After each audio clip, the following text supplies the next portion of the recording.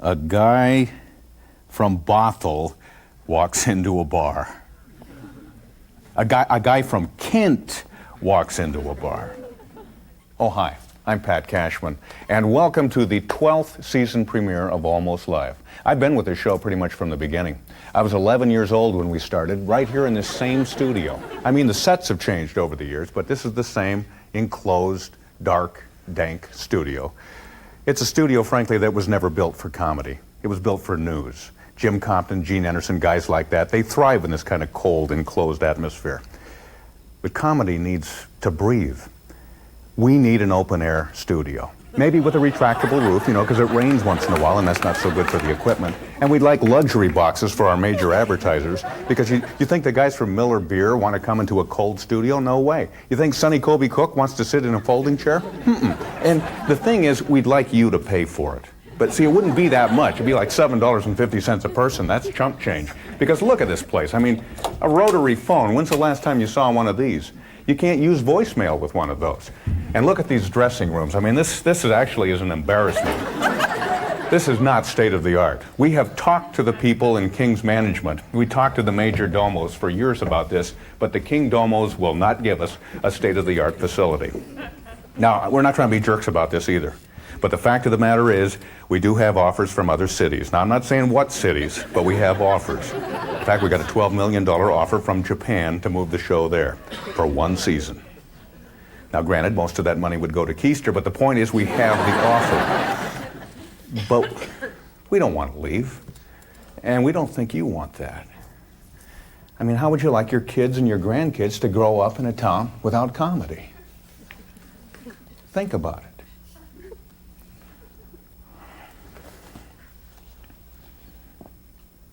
A guy from Osaka walks into a bar.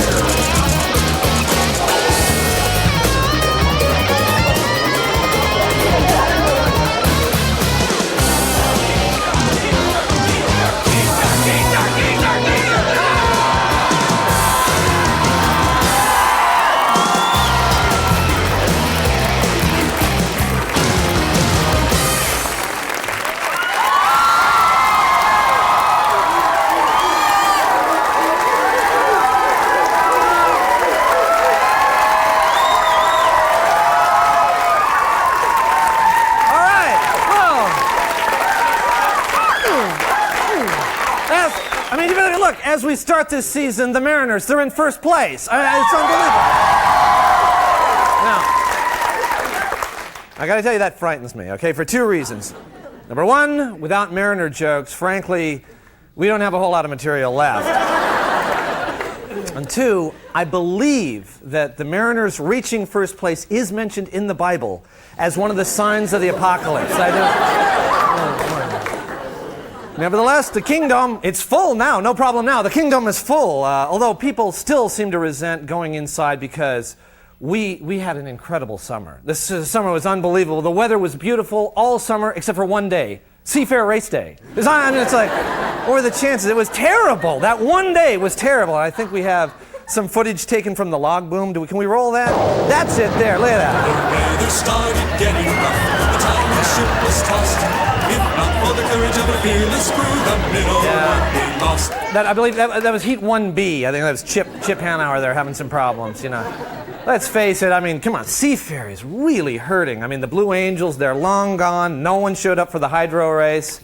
The Hemp Fest, on the other hand, which, of course, a lot of our audience went to, was extremely popular. I mean, broke all records. And I was thinking if they could combine the Hemp Fest and Seafair, you wouldn't need an air show, The other big news, of course, this summer was the debut of Microsoft Windows 95, where the eyes of the world were on Redmond, Microsoft stock. It soared, and Bill Gates officially became the world's richest private citizen.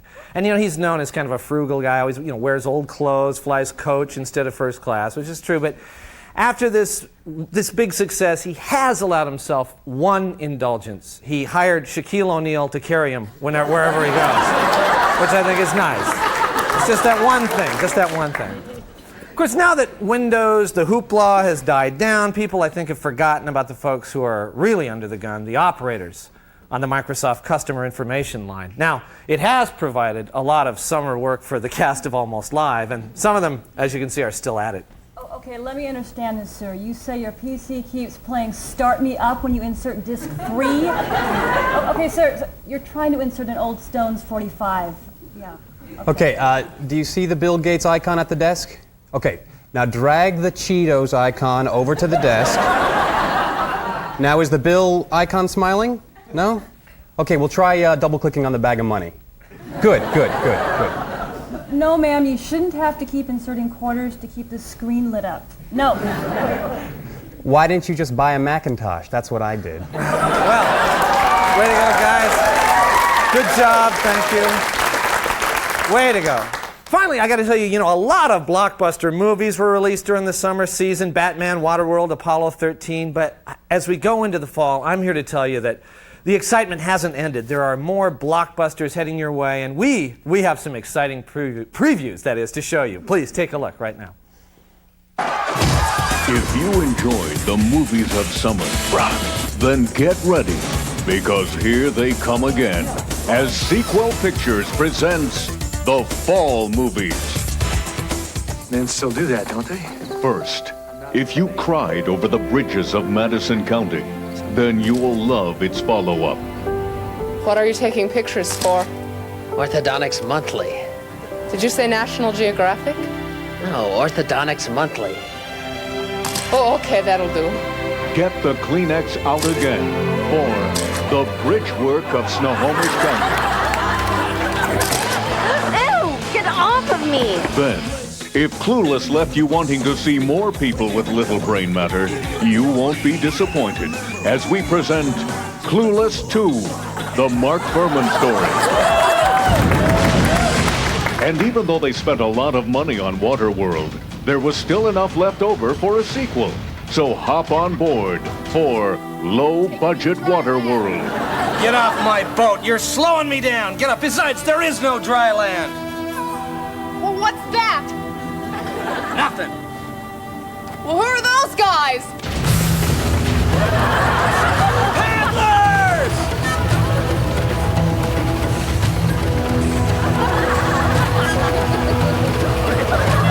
Sure, the original was better, but not $200 million better.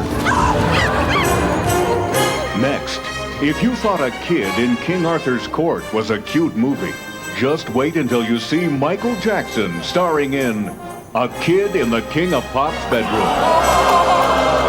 And if the thrilling adventure of Apollo 13 left you on the edge of your seat, Houston, we have a problem. then buckle up for a stormy ride with the crew of Apollo 14. I was wondering one thing. Well, we were wondering if you would had a chance to, fix that oxygen problem from the last time. Yeah, we were just curious because last time it seemed Not very good? not very good. I don't want to be a jerk or anything, but that was kind of scary. Yeah. It's Apollo 14, the slightly anxious astronauts. Then, just when you thought that Babe had the market on pork with an attitude, I want my mom. here comes the most amazing talking pig of all. Stage 2, Rush Limbaugh Beat. And finally, if, like everyone else, Free Willy 2 made you sick of that stupid whale that keeps getting stuck, Hey, there he is! Let's get him! then you won't want to miss Kill Willy. All those movies coming this fall from Sequel Pictures. Sorry, there will be no Judge Dredd 2.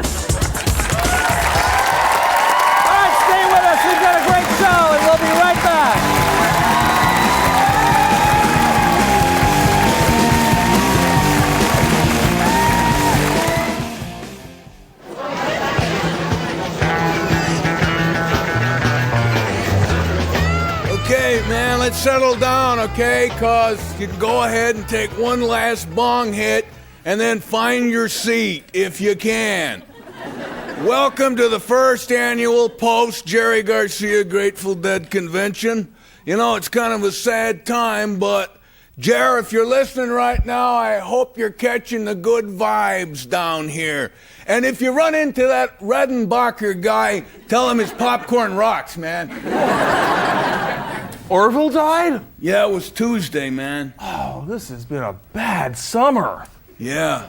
Let's begin now with a word from Jack, the world's oldest living deadhead. Hey, don't hassle me, man. I'm tripping. Okay, now Bob's gonna read a special message from Jerry's widow. To deadheads everywhere, get a life. Get a life. Get a life. Over. Get a life. That was really inspiring, man. Okay, as you all know, we had planned on distributing our Deadhead Manifesto today. Kind of like, the Unabomber thing, but we couldn't figure out how to print on Windows 95. Man, that is a bitch of a program. But, that's cool, because we can just stick with the oral tradition. So in that spirit, here is Trina with some words about our future. It's Deadheads. Trina? Thanks. With Jerry gone, we're all asking the question, God, what the hell are we going to do now?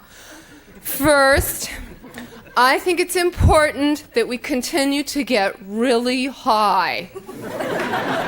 Yeah. Second, it's important that we find a band who likes to be followed by really high people. Now, quite a few people out there want to follow David Hasselhoff. Our Deadhead friends in Germany, they're pushing really hard for this guy. The band Fish is another popular choice. Oh, yeah, I know, but most of us can't spell fish. That would look really bad on the t-shirts. Blues Traveler, they've received a lot of support. Yeah, oh man, they groove. And they've got a big fat guy leader, which is good. But that harmonica, it could get really annoying after a few years. But some of you have suggested that we follow the Doors. And I just thought this is the coolest idea. Yeah. But hold on, because I did some checking around, and I found out that the lead singer, Jim Morrison's been, dead for 20 years. So I'm just thinking that's not going to work out very well. Anyway, you just keep sending in your suggestions, and now here is Tad with an announcement. Yeah, there's a new bootleg circulating around that you might want to check out. It's called The Grateful Dead 2-Hour Rain Delay at the Eugene Fairgrounds, 83. And if you listen really close, besides the rain, you can hear Jerry ordering a corn dog from a vendor. It's really cool, man. That's about it. Okay, man, that's great, Tad. By the way, we got good news for Deadheads living in Eugene, Oregon, because it turns out Eugene city officials consider Jerry's death to be like a major industry layoff, man, which means all the Deadheads living there are eligible for unemployment. Yeah. So we're going to open it up now for some questions from the community. Yeah, I have a question. Yeah? What? You had a question. I did? Yeah. Weird. Okay, that's great. Forget it. Next question. Go ahead, man.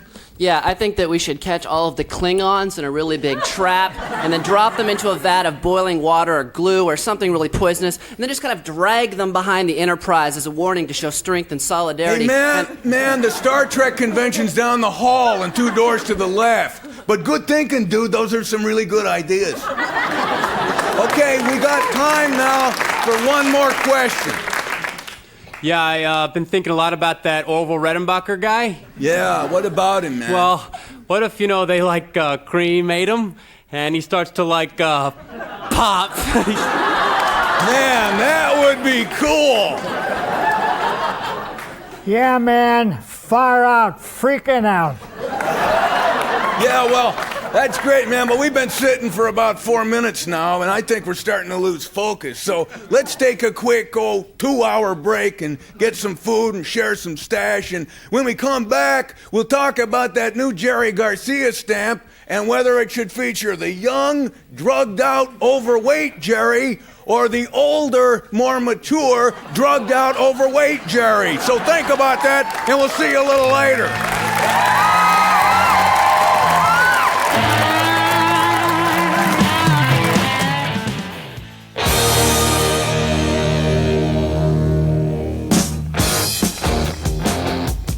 Good evening. This is the late report. Well, it looks like State House Republicans are considering a new proposal to tax the earnings from Indian casinos. In response, tribal leaders are considering a proposal to unleash what they call the largest bottle rocket attack the world has ever seen.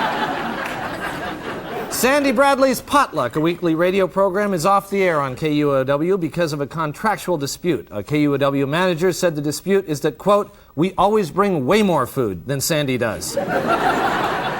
Metro is proposing a code of conduct for buses. Passengers must refrain from smoking, drinking alcohol, playing radios loudly, swearing, or fighting. Vomiting is still okay. Well, as you know, Senator Bob Packwood resigned from the Senate. Now, generally, a retiring politician will give a poignant farewell address on the floor of the Senate. Senator Packwood took a somewhat different, but no less effective approach. To all the girls I've loved before, from all up and down the Senate floor, I just wanted to say I love them all, although frankly I can't recall all the different girls I supposedly loved before. To all the girls I might have loved before, or maybe touched or something more, who took it wrong and got sore. All I wanted was just to have a little bit of fun. Sorry about the tongue. To all these various women that I allegedly loved before.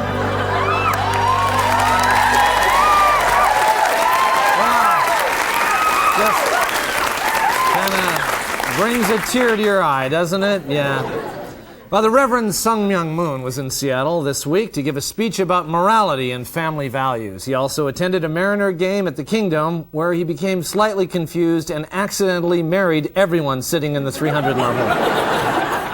Dickies Workwear recently awarded Linda Sims, an Auburn Boeing worker, the title of American Woman Worker of the Year. Sims says the award is nice. It's just too bad it had to come from a company named Dickies. Well, with the new stadium proposal leading by a scant 310 votes, tensions are running high. And here with a comment is Bill Stainton. Bill? Thanks, John. Okay, let's talk about this stadium deal. I mean, the Mariners are in first place for crying out loud, you know, and it looked like we were going to have a nice new stadium for them. I mean, we were up by 4,000 votes. But then all the absentee voters started screwing everything up. And I'm thinking, who the hell are these people? I mean, who is it that couldn't even be bothered to get up off their padded Barco loungers long enough to drive down to the corner and punch in their votes like you and me? What could they be doing that's so damned important? Oh, I couldn't possibly take time to vote. I've got gin to drink. I better stay right here until I'm good and drunk, and then I'll just vote no on my absentee ballot. So now we're letting the drunks decide whether or not we get a stadium. That's just great. And not just the drunks. Oh, no. Hey, I can't take the time to vote in person. I'm too busy selling crack to kids. And how about this one? Oh, looky here. Here's a nice absentee ballot, says the serial killer as he kicks his dog. And what about that word absentee anyway? I mean, come on, look at that. It comes from the word absent, meaning not there. So by definition, those ballots aren't even there. They shouldn't count at all. I mean, has the whole town gone crazy? Didn't you see Coleman's grand slam last night? What is the problem? Bill. Okay, look, you know, you're starting to spit. All right? I mean, I appreciate the points, but you're spitting, so stop. All right. Finally, Papagayo's, Bellevue's former nude dance club, is being replaced by a Chuck E. Cheese restaurant.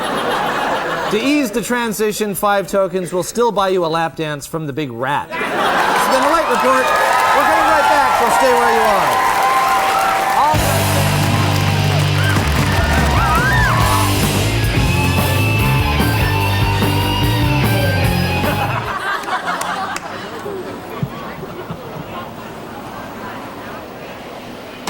Gather around, get in nice and close, folks. Come here, I want to show you how this works. Everybody come on and watch this. So come on and take a look. Now watch this. Watch this. Go ahead and smell this, dear. Okay, sing a little song, do a little dance. Can you move in, please? See this egg here? Can you see that? Here's a small blue one. Use this one on grass. Couches, chairs, upholstery, nuts, omelets, blintzes, Beef, bass, bologna, pastrami, salami. peanuts, motor oil, grease, grime, Tea, beer, juice, red wine. Zucchini, squash, cucumber, radishes. margaritas, and daiquiris. Nothing sticks at all. You want one? You want one, or so do you? Right now we have it on a super special. I'm going to give you 2 more of the big ones free. As long as we have this one left. Today and today only. You'd like it. It's worth its weight in gold. Check, cash. American Express City Stubber. Did you have any questions on that, dear? All right, well, that's just about the end of our first show of our 12th season. Thank you, Seattle. Bye-bye. We'll see you next week.